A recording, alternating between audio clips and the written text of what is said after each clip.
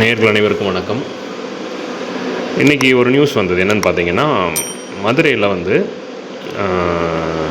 திவ்யா அப்படிங்கிற பொண்ணு, அதாவது நாகராஜன் அவருடைய 5வது பொண்ணு. அவருக்கு 5 பொண்ணு ஒரு பையன்.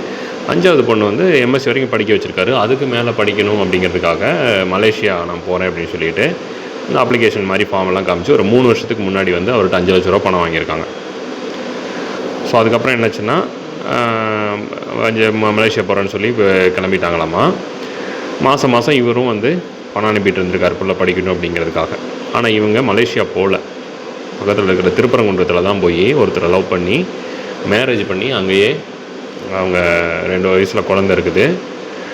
அதுக்கப்புறம் யாரோ உறவினர்கள் பார்த்து சொல்லி தான் அவங்க இங்கே இருக்கிறதுக்கு தெரிஞ்சுது. அதுக்கப்புறம் ஒரு ஃபோன் கால் வந்திருக்குது. பார்த்தீங்கன்னா அவங்க மருமகன் ஃபோன் பண்ணி, நானும் திவ்யாவும் இங்கே தான் வாழ்ந்தோம், 2 வயசில் குழந்த இருக்குது, இப்போ கருத்து வேறுபாடு காரணமாக சில பிரச்சனை வந்து அவள் சூசைட் அட்டெம்ப்ட் பண்ணிட்டா, ராஜீவ்காந்தி அரசு மருத்துவமனையில் சேர்த்துருக்கோம் அப்படி சொல்லிட்டு ஃபோன் கட் பண்ணிட்டாங்க. ஸோ எல்லாருக்குமே அதிர்ச்சியாகி அவங்க போய் எல்லாம் பார்த்துருக்காங்க போல இருக்குது. ஆனால் சிகிச்சை பலனின்றி அந்த பொண்ணு உயிரிழந்துட்டாங்க. ஸோ அந்த பொண்ணும் நஷ்டம், கொடுத்த காசு எல்லாமே நஷ்டம்னா அவங்க வாழ்றதுக்காக இப்படி ஒரு உருட்டல் வேலை ஏதோ பண்ணியிருக்காங்க போல இருக்குது. ஸோ இந்த மாதிரி தவறுகளை வந்து தயவு செஞ்சு பொண்ணுங்க யாரும் பண்ணாதீங்க. பெற்றோர்களும் அவங்கள கண்மூடித்தனமாக நம்பாதீங்க அப்படிங்கிறத நம்ம இந்த மாதிரி இருக்கிறவங்களுக்கு சொல்கிறேன் நான் வந்துட்டு. ஸோ எவ்வளோ தூரம் ஒரு தகப்பனை வந்து ஏமாற்றி, ஸோ அவர் ரிட்டையர்டு பர்சன், யாராக இருந்தாலுமே கஷ்டம்தான். அவர் கவர்மெண்ட்டில் ஒர்க்கில் இருந்திருக்கார் போல் இருக்குது.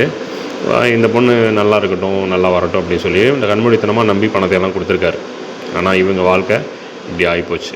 சரி வாழ்ந்தாங்க, அது ஒரு நல்ல முறையில் வீட்டில் சொல்லியிருக்கலாம், அதுவும் அவங்க பண்ணலை.